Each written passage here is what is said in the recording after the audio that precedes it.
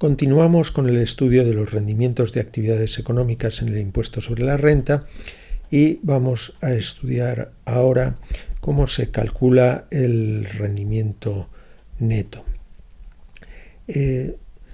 La ley del impuesto sobre la renta se remite en esta materia a las normas del impuesto sobre sociedades y hay que tener en cuenta que la base imponible del impuesto sobre sociedades toma como punto de partida el resultado contable del ejercicio sobre el cual realiza unos ajustes fiscales positivos o negativos. Veamos algún ejemplo de ajuste extracontable, positivo o negativo. Extracontable porque la contabilidad lo que nos da es el resultado contable y esos ajustes se realizan con posterioridad para poder presentar la declaración del impuesto sobre sociedades o en este caso del impuesto sobre la renta. Pues bien, los ajustes positivos se suman al resultado contable. ¿Por qué? Porque estamos ante partidas que desde el punto de vista contable han constituido un gasto y sin embargo no van a ser deducibles fiscalmente. Por tanto, en el resultado contable, a la hora de calcular el resultado contable, esas partidas han sido objeto de deducción y sin embargo después han de sumarse puesto que fiscalmente no son deducibles. Por ejemplo, sería el caso de las multas, sanciones, recargos, los donativos y liberalidades o bien los gastos derivados de actuaciones contrarias al ordenamiento jurídico, por ejemplo, un soborno. Aunque probablemente en la contabilidad el soborno no se incluiría como tal, sino que se intentaría disimular. Pero también hay ajustes extracontables negativos. En este caso estamos ante partidas que no han constituido un gasto contablemente y sin embargo desde el punto de vista fiscal sí resultan deducibles, por eso han de restarse del resultado contable para determinar los rendimientos netos. Quizá el ejemplo más claro son las amortizaciones aceleradas. Contablemente se podrá deducir la depreciación efectiva del bien, pero si la ley fiscal permite deducir los gastos por amortizaciones de manera más rápida de lo que permite la normativa contable, en este caso vamos a tener un gasto deducible adicional y por tanto deberemos restarlo del resultado contable. Siguiendo con las reglas generales para determinar el rendimiento neto, debemos realizar una delimitación con las ganancias patrimoniales. Y es que el artículo 28, párrafo segundo de la ley nos dice que no se van a incluir entre los rendimientos de actividades económicas las ganancias o pérdidas patrimoniales derivadas de elementos patrimoniales afectos a dicha actividad económica.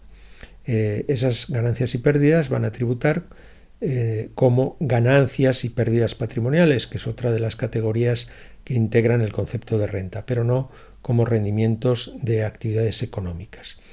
Así, aunque después lo veremos con más precisión, los bienes afectos son aquellos que se utilizan permanentemente para el desarrollo de la actividad, como podrían ser los edificios o la maquinaria. Pues bien, si son objeto de una venta, esto dará lugar a una ganancia o una pérdida de patrimonio y no a un rendimiento de actividad económica. En cambio, por ejemplo, si un empresario se dedica a comprar y vender inmuebles, esa es su actividad económica, los inmuebles que haya adquirido para venderlos no están afectos a la actividad económica, sino que constituyen, por así decirlo, su mercancía y por tanto la venta sí daría lugar a rendimientos de la actividad económica.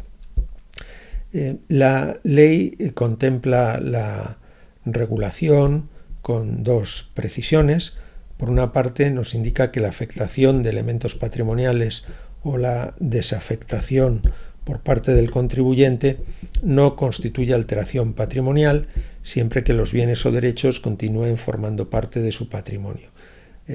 Si un bien que no está afecto a la actividad, pues un piso, pasó a afectarlo a mi actividad económica porque instaló allí las oficinas, en ese caso no se produce una transmisión patrimonial, y lo mismo sucedería en el caso de la desafectación, y por tanto esto no daría lugar a ganancias o pérdidas patrimoniales.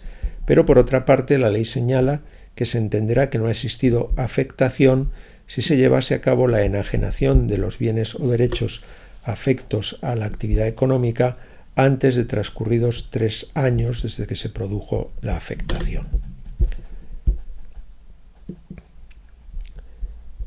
Veamos ahora una peculiaridad en el cálculo del rendimiento neto, regulada en el artículo 28, párrafo cuarto, y nos indica la ley que se atenderá al valor normal en el mercado de los bienes o servicios objeto de la actividad que el contribuyente ceda o preste a terceros de forma gratuita por una contraprestación notoriamente inferior al valor normal en el mercado, o bien destine al uso o al consumo propio.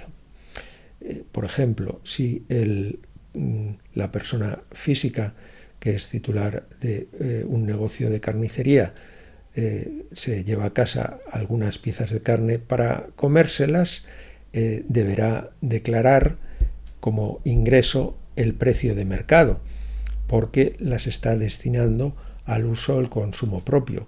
Esto es lógico, puesto que al haber adquirido esas piezas de carne ha deducido el importe correspondiente. Y lo mismo pasaría si regala la carne a un tercero de forma gratuita o con un precio notariamente inferior al valor de mercado.